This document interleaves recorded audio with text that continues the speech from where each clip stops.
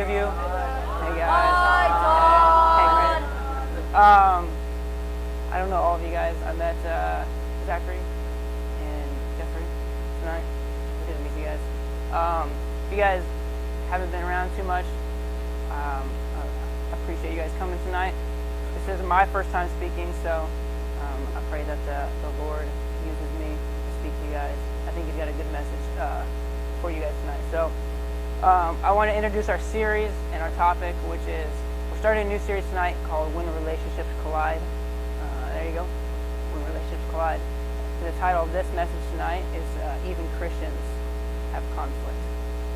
And we have that? No? Yeah, we don't have that. So just wanted to talk through this idea that even as Christians, we have conflict with each other. It might be new to some of you guys. I'm sure a lot of you have had conflict with siblings, parents. If you're anything like me, you probably fight with parents all the time. I did, and now I've grown up. So friends, sports, teammates, anything. I'm sure you guys are probably in conflict quite a bit. I hope you guys aren't, but you probably are. Okay, so I just want to talk about that tonight. Our main point, if you guys can see on your fill in the blanks, is going to be conflict can arise because of different priorities, and that's what we're going to hit on tonight. That Christians can have conflict because their priorities are different. Okay, and as you guys went over that story, we'll read that story again in Luke, but there was obviously some conflict between Mary and Martha, who were both great people, but they just had different priorities. So I'm going to just pray real quick over the message, just invite God's Holy Spirit just to come in here and abide in us. So join with me. God, we thank you, we praise you, we give you all the glory. And, I just pray that your Spirit just comes in this room tonight, God. I pray that you speak through me, and God, that if I speak anything not of you, God, that the word falls dead to the ground, God. God, we recognize that you are the sustainer of life. God, you give us breath in our lungs. And God, I pray that you teach us what you're trying to communicate through this message, God, that you instill this in our hearts, God. You write this on the students' hearts, and that they don't forget what you were trying to teach. I pray that you encounter each and every student in here, that they see who you are, God, and that they see the priorities that they have in their life, God. They rearrange the priorities they have so that they can glorify you in all that they do, God. In every area of life, that they glorify you. God, we give you all the praise and the honor and the glory. Amen. So it was about 3 years ago now. It was my first year at ORU. Came from Colorado. I don't know if you guys know, I'm from Colorado. Came down to ORU, and just about that time, right when I came down, I started dating my wife, Sammy, in the back. I don't know if you guys know Sammy. Started dating her, and we had grown up together since first grade, and so this was something that I just saw us as friends. We started dating right when I left for college. Made it hard, made it a long-distance relationship. So it was tough, and I didn't get to see her much. I didn't get to see her really until that Christmas break, so about 4 or 5 months later. And so, I mean, for me, I was just thinking, man, we're just going to spend every moment together. I had all these things planned out. I'm going to take her on this date, and we're going to do these things, and make a puzzle together. I mean, I was so excited. We're going to make snowmen and everything, okay? So I get home, probably in the middle of December, and I get home to my house. I got an older brother who is 5 years older than me, and he never really likes to admit it, but he loves hanging out with me. I mean, I like hanging out with him too, but he loves hanging out with me. We spent a lot of time together. We grew up together, playing video games all the time. So when he came home, his expectation was that he was going to hang out with me all the time. This is the first time that we've spent months apart from each other. So he had these expectations. I had these expectations of hanging out with Sammy all the time. And about a weekend, it started colliding. And so basically what happened one morning is I waking up a little bit earlier than him. I was going to make some bagels. I mean, that's probably my favorite breakfast food, just toasted bagels with some cream cheese on it. So I started making these bagels, and I had made one the other day. They were these bagels that he got from his work for free. He didn't pay for them or anything, and I just figured, well, he let me have one the other day. I can have one this morning. So I started making this bagel, and he comes upstairs right when I'm making it, gets out of the toaster, and I'm about to put cream cheese on it. And we had kind of been in a little tussle the day before, so there's a little bit of tension still, and I pull these out of the oven. He comes up and he grabs his plate from the counter. He's like, "You can't have my bagels." And like I thought it was a joke at first. I was like, okay, he's being a little bit, over the top. So he holds out these bagels on a plate, across from me, and I kind of snicker. I was like, all right, whatever. So I tried to grab the plate, and I think he was just waiting for something, because right when I grabbed for it, he threw the plate across the kitchen, and it shattered everywhere. And before I can blink, he had me on the ground. He threw me down on the kitchen floor. And if you guys who watches UFC? Some of you guys watch UFC? Come on, only 3 people in here? Okay, so he threw me down on the floor, and my brother, in the years past, he was a Marine. He did Muay Thai kickboxing, jiu-jitsu, if you guys know what any of that is. Basically, he knew how to lay a beating on me. So he threw me down on the ground, got on top of me, and he started elbowing me in the face. And he held me down on the ground, and to me, I was like, what is going on? I just wanted a bagel. That's all I wanted. I wanted a bagel for breakfast, and he's down here elbowing me in the face. And so he's on top of me in the kitchen and holding me down. There's no chance I have of getting back up, fighting back. And so he beats on me for a little bit, and he begins to stand back up, and kind of like that, yeah, what are you going to do now? You're like, these are my bagels, you don't touch them. And so I'm still in shock, these are just bagels, what is going on? And so, but I was mad at this point because he just beat me up. And so when he gets it to standing up, I'm still laying on the ground, and I'm thinking, there's nothing I can do at this point besides kick him. And the only place I can kick him is in the place the guys do not get kicked, because there's nowhere else I could kick him. I was laying straight on the ground, and so he starts to stand up, and I went ahead, I did it, I kicked him, and that set him off. He came back down and just started wailing on me, started punching me again. And so by the end of it all, I had left the house, and I had a black eye, and I think my nose was bleeding a little bit. And so all of that to say, just buy your own bagels, okay? Just buy your own bagels. Now, I wanted to say that just because I thought it was one of the better stories I had of conflict. And I know some of you guys have siblings. I know that you guys probably fight sometimes, and so that was one of our fights. And I want to use that to transition into talking about why is it important to talk about conflict. And as I said, we have siblings, we have parents, we have teammates, classmates. We're surrounded by people, and there's bound to be conflict. Okay, and so I want to talk through a couple misconceptions that we have of conflict, and one of them would be, you guys see it written down there, that conflict is not always a bad thing.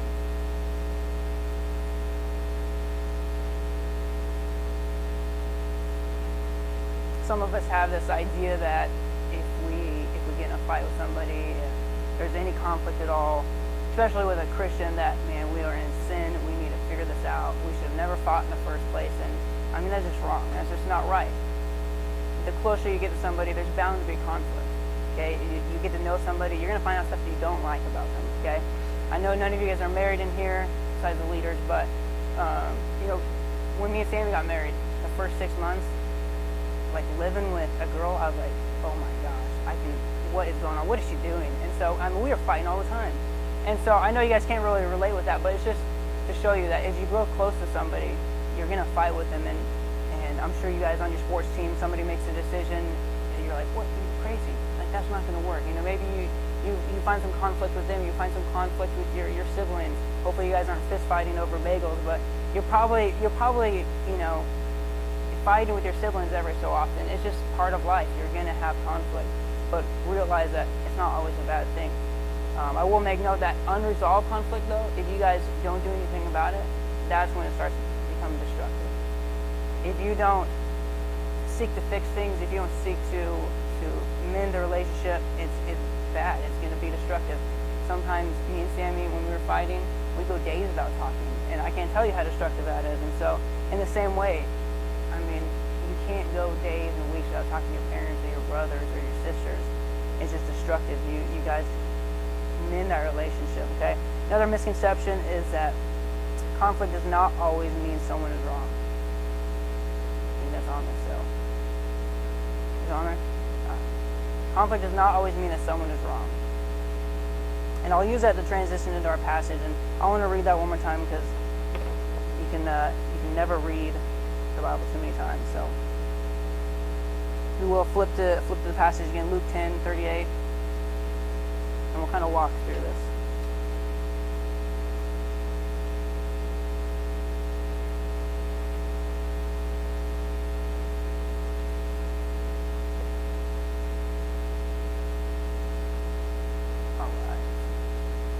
As Jesus and his disciples were on their way, he came to a village where a woman named Martha opened her home to him.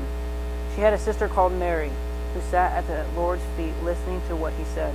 But Martha was distracted by all the preparations that had to be made. She came to him and asked, "Lord, don't you care that my sister has left me to do the work by myself? Tell her to help me." "Martha, Martha," the Lord answered, "you are worried and upset about many things, but only one thing is needed.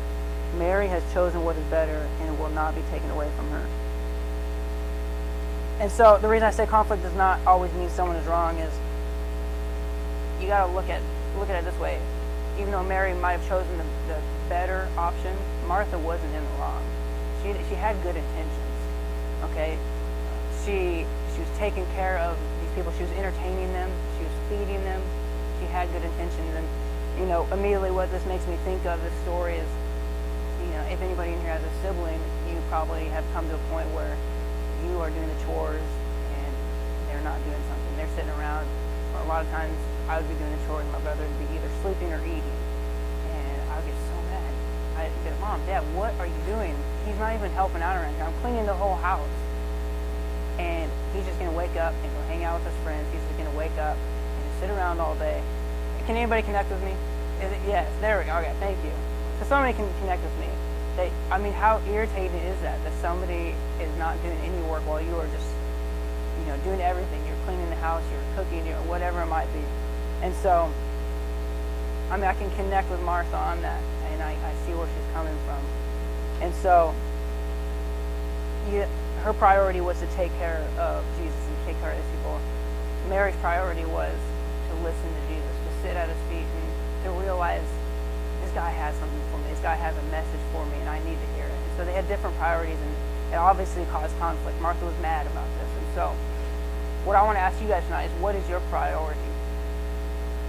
We look at Martha and Mary, and I think we can learn something from this because some of you in here, your priority is probably to do what you've always been used to do what you are good at, just like Martha. Martha was a housekeeper. She was someone who was basically a professional entertainer. She entertained people all the time. People came over to her house, I'm sure, and she was great at serving them food and just cleaning up, helping out, making it a comfortable environment. And so she was doing what she was used to. This was nothing different for her.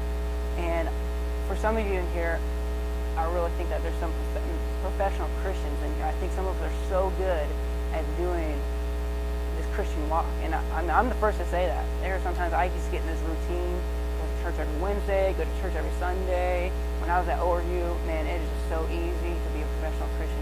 You're forced to go to chapel 2 times a week. You're doing all these things. You can so easily get into the routine of reading 3 chapters in the Bible a day, praying for 15 minutes. I don't know if you guys heard of 30 for 30, but you pray for 30 minutes a day for 30 days. To be a professional Christian really isn't that hard. And especially in America, in our culture today, it's not hard at all. And so, I believe for some of you here who are professional at being Christian, God is using this to say, I want you to just sit at my feet. I want you to come and just to sit while I tell you what I have for you. I have a message for you. Each and every one of you in here, God has a message for you. He's waiting for you to come sit at his feet and listen to what he has. Because we can get so wrapped up in being legalistic. We can get so wrapped up in living this lifestyle that we've been taught since birth. A lot of you are probably growing up in this church, so you've been told since birth how to do it. And God's just saying, no, none of that matters. None of that matters. You have good intentions. Your priority isn't bad, but it isn't the best. I want your priority to be to sit in my presence, to learn from me. And so maybe that's a message for some of you tonight. Maybe some of you need to go home and just sit in the presence of God. And maybe some of you that are in that boat, maybe you're struggling with what Martha struggled with. Maybe you're judging other people. Look at what Martha did. She came over to Jesus and she said, "Look at what Mary's doing. She's crazy. I'm doing everything around here. Look at me. I'm the good one around here." She was bragging about herself. Look at Jesus, look what I can do. And Mary's not doing anything. I mean, how easy is that for us to do, to go to school and to think to ourselves, man, that kid over there, he's doing drugs. That kid over there, he's doing this. They're going to parties. They're doing whatever. Man, I'm a good Christian. I'm a good person. I go to church. I don't do any of that stuff. I mean, how easy is that for us to do? And I think Jesus is saying the same thing. You don't get it. You're missing the whole point. Come sit at my feet and listen to what I have for you. And I think there's some of you in here who your priority maybe isn't just doing what you're good at. You know, Martha had good intentions. She had good priorities. She didn't have the best priority. But I think some of you in here, your priority is yourself. And I think that some of you need to shift your priority completely, 180, from yourself to glorifying God. And I think it isn't a coincidence what Jesus talks about prior to this in the same chapter. If you guys look before in chapter 10, right before this, Jesus is talking to the lawyer who says, what must I do to inherit eternal life? And his focus is on himself. His priority is himself. What do I have to do to make it to heaven? And Jesus says, you don't get it. You're missing the whole point. Your priority shouldn't be yourself. Your priority should be to love God and to love other people. And right after that, he follows it with a story, of the Good Samaritan, where a guy is beaten up and is dying on the side of the road. And a priest walks by and a Levite walks by, and they don't do anything. Their priority is themselves, is to stay clean. They don't want to touch somebody who's dying. Their priority is themselves. And so the third guy, a Samaritan, walks by, and he takes care of this guy dying on the side of the road. And Jesus says, that's what I want from you guys. I want you not to focus on yourself, not to continually look at what you need to do for yourself, but your priority needs to be love the Lord your God with all your heart, strength, soul, and mind, and to love your neighbor as yourself, and your neighbor as anyone you see. And so for some of you in here, maybe it's that you need to overcome your desire to maintain your self-image at school. There's kids that probably sit at lunch tables by themselves. There's kids that probably nobody has anybody to talk to. And some of us in here are so just engrossed with this idea of, man, I got to sit with the people who I'm used to. I got to stay in this state of comfort where I don't step out of my comfort zone. And man, God's answer to you is, hey, there are people out there who need to see and need to hear my love. And so I challenge you guys. I challenge you to step out of your comfort zone. To, if your priority is yourself, to change that. To ask God to come into your heart and to change your priorities. There are people who are hurting out there. There are people who need God's love in your school. And when you guys can't get over yourself, these people are never going to hear the love of God. So we're going to break up into small groups here in a little bit. But I want you guys to keep this in the back of your head. Whether it be through these small groups, through our discussion, I want you to think about it tonight. If you guys made some notes, read back over them tonight and ask God to change your priority. Ask God, where are my priorities? Am I just going through the motions? Am I doing what I've always been taught to do? Or is my priority myself? Am I forgetting to look at the people around me? And if either of those are something that God reveals to you, and just ask Him to change you from the inside out. We can't come up with this list of do's and don'ts to make God our priority. We